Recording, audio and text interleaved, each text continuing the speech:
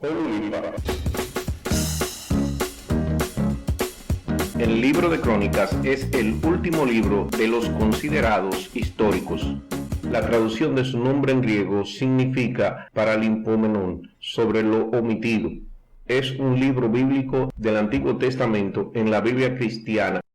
Aunque el libro de Crónicas se encuentra después de los libros de Reyes en el orden bíblico, el mismo cubre hechos y fechas cronológicamente cubiertos por el segundo libro de Samuel y los libros de Reyes. Por ende, los protagonistas de Crónicas son los mismos de Samuel y Reyes. El libro de Crónicas se diferencia del libro de Reyes en el sentido de que el cronista ha preferido contar la historia de su pueblo, pero poniendo en primer plano los asuntos de religión. No logra esto mediante la confrontación documental, sino más bien comparando cada episodio con los dos libros.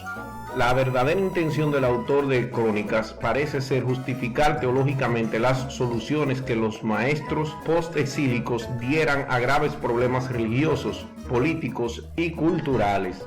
La manera de hacer esto es presentar al rey David como modelo perfecto de personalidad judía, refiriendo todo lo que David fue, hizo y dijo a los orígenes mosaicos de la ley.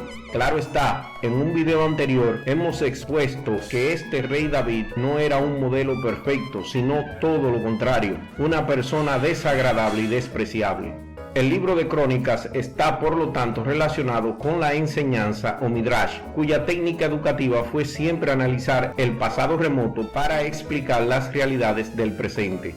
El autor, un anónimo, supedita todo su trabajo al abrazo de la doctrina, la cual evidentemente conoce a la perfección. Sin embargo, llevado por su fe entusiasta, le gusta ampliar las cifras y deforma a veces la realidad para dar mayor fuerza a su tesis. Está bien claro que este autor alteró la historia real de los hechos para hacer que todo fuera mucho más grande de lo que es, o que la proeza fuera mucho más importante de lo que realmente fue. Tiene un formato un poco aburrido que inicia con la genealogía del pueblo de Israel. Más luego describe la muerte del rey Saúl y habla ampliamente del reinado de David, sobre el templo y los levitas y los últimos años de la vida de David. El libro segundo de Crónicas continúa el libro anterior. Este narra el período comprendido entre la muerte de David y la liberación final del cautiverio en Babilonia. Continúa describiendo sus reyes y la genealogía de cada uno de ellos, pero en general es una relación histórica de los eventos más importantes del pueblo judío, desde los orígenes del cautiverio en Babilonia hasta el decreto de Ciro el Grande que pone en libertad a los hebreos. Desde el primer capítulo de Crónicas, cuando se enumeran la genealogía de todos los principales habitantes de Israel y Judea, el libro muestra una serie de contradicciones, principalmente relacionada con la cantidad de hijos, que en un párrafo dice que una persona tiene 5 hijos, cuando en el otro dice que tiene 6, para más luego en uno decir que tiene 5, cuando en realidad tiene 4. Pero eso no tiene mucha importancia para el propósito de nuestro video. Aunque no está de más resaltar que Pablo les dice a los creyentes de Timoteo y Tito que traten de evitar ese tipo de genealogías interminables. Lo que sí tiene importancia es la cantidad de absurdidades y las crueldades y violencia que este libro representa.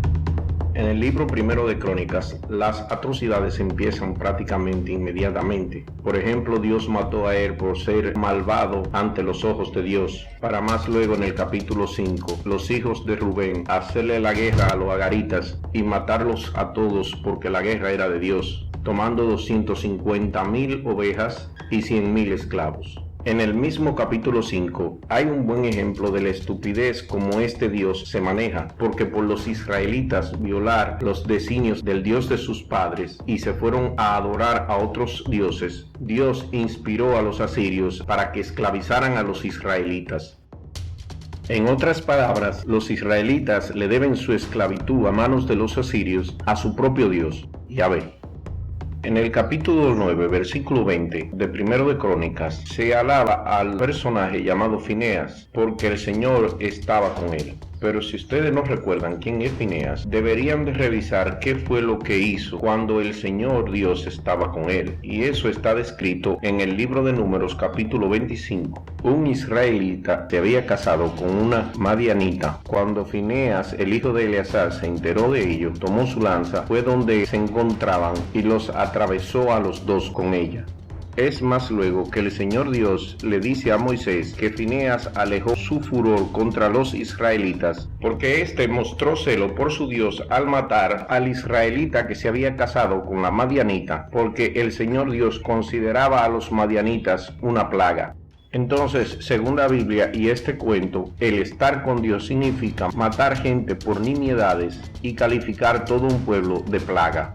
Otro accionar horroroso del Dios Yahvé descrito por este libro es como él castigó a todo el pueblo de Israel porque su rey Saúl no obedeció su orden de exterminar a los amalecitas. Como resultado, Israel pierde esa guerra y tanto Saúl como sus hijos mueren en el monte Gideón, todo por no haber obedecido el mandato de cometer genocidio en contra de un pueblo inocente.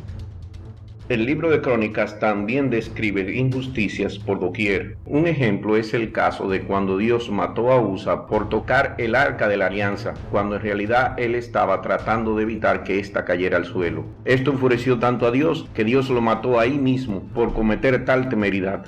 O aquella vez que el Señor mató 70,000 israelitas porque David se atrevió a hacer un censo incitado por Satanás.